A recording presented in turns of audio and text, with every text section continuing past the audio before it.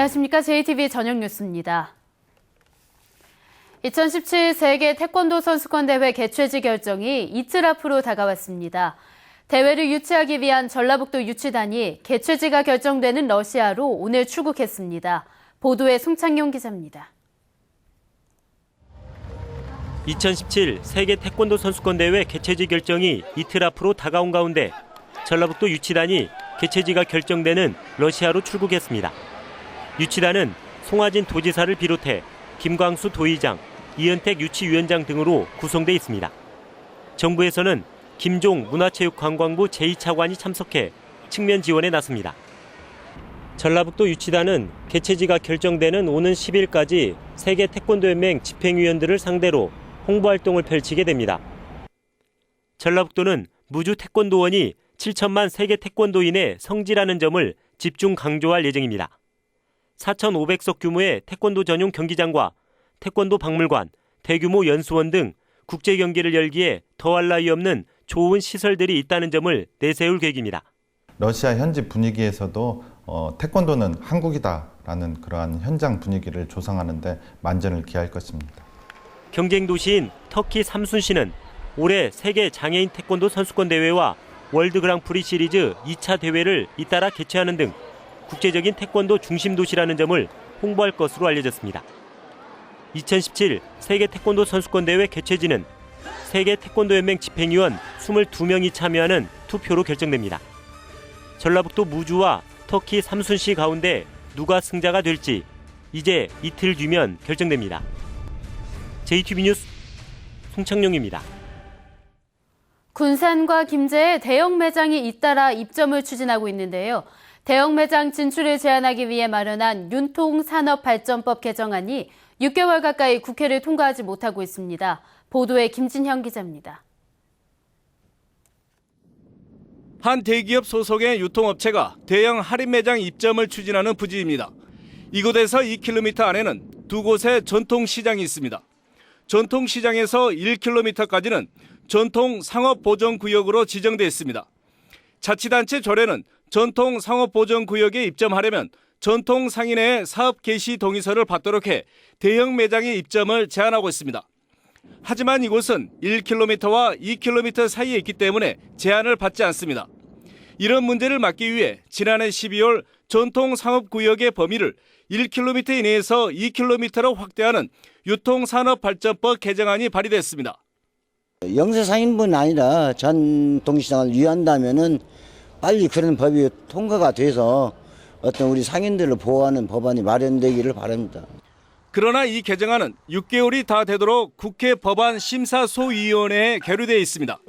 전통상업보전구역 확대가 주변에 미치는 영향을 분석할 필요가 있다는 이유입니다.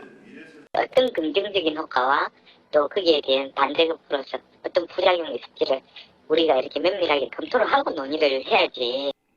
정부가 영역을 통해 개정안의 영향을 따져볼 계획이어서 개정안 통과는 시간이 더 걸릴 수밖에 없습니다.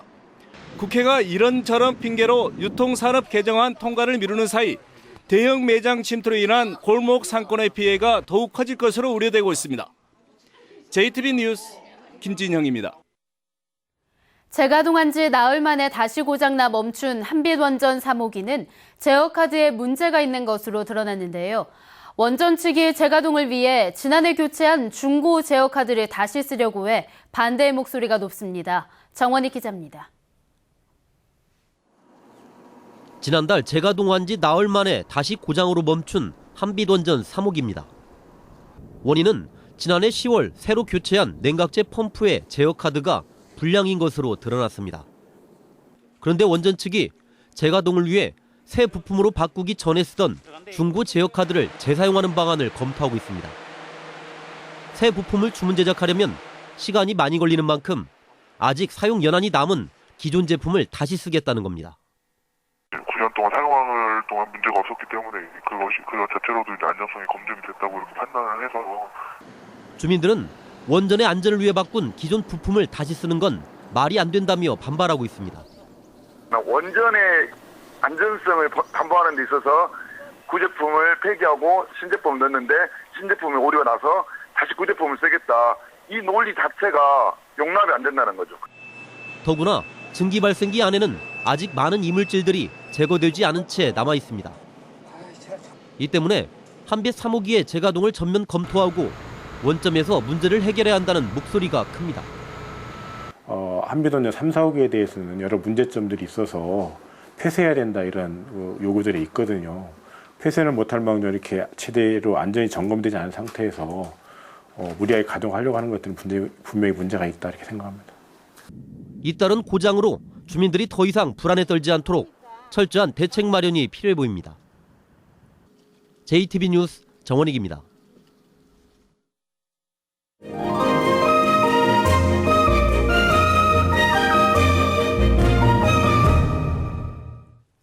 전주 한옥마을을 대표하는 상설 공연 천하맹인이 눈을 뜬다가 더 재밌는 무대로 관객들을 만납니다. 가정의 달, 온 가족이 함께할 수 있는 연극도 무대에 오릅니다. 문화가 소식 하원호 기자입니다. 누가 날 누나아버지래요? 누가 날 누나아버지? 맹인잔치에 초대받은 신봉사는 왕후가 된 심청이를 만나 마침내 눈을 뜹니다. 천하맹인이 눈을 뜬다는 판소리 심청가의 황성 맹인잔치를 재구성한 마당 창극입니다. 송재영, 왕기석 명창이 신봉사 역을, 젊은 소리꾼 유태평양 등이 극의 재미를 더하는 감초 역할을 맡아 흥겨운 무대를 선사합니다. 이제 마당창극의 가장 큰 매력은 아무래도 관객들과의 소통 그리고 호흡이 아닐까 싶은데요. 이번 공연에서도 그런 장면들이 많이 연출되어 있습니다. 그러니까 관객들도 같이 참여할 수 있는 그런 공연이 될 것 같습니다. 죽은 자를 저승길로 배웅하는 일을 업으로 삼아온 염쟁이 유씨. 유씨는 인생의 마지막 염을 앞두고 인간사의 희로애락을 풀어놓습니다. 1인 15역을 맡은 중견배우 고조영이 맛깔진 연기로 관객들을 웃고 울립니다. 답상에 펼쳐진 푸른 들판 위로 시원한 바람이 불어오는 듯합니다. 마치 아이의 그림처럼 천진해 보이는 작품에서는 독특한 색감과 조형미가 느껴집니다. 36번째 구상작가회전에는 19명의 작가들이 참여해 다양한 작품 세계를 선보입니다. 노란 산수유꽃에 파묻힌 시골 마을의 봄 풍경이 정겹습니다.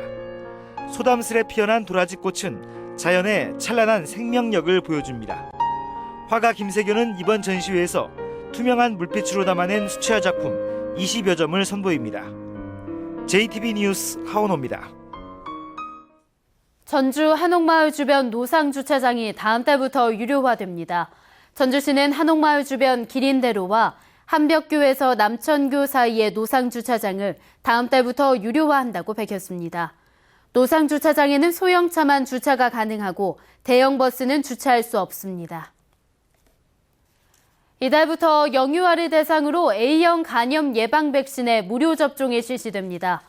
전주시는 만 3살 이하 영유아를 대상으로 보건소와 77곳의 병의원에서 무료로 A형 간염 예방 백신 접종을 시작했다고 밝혔습니다.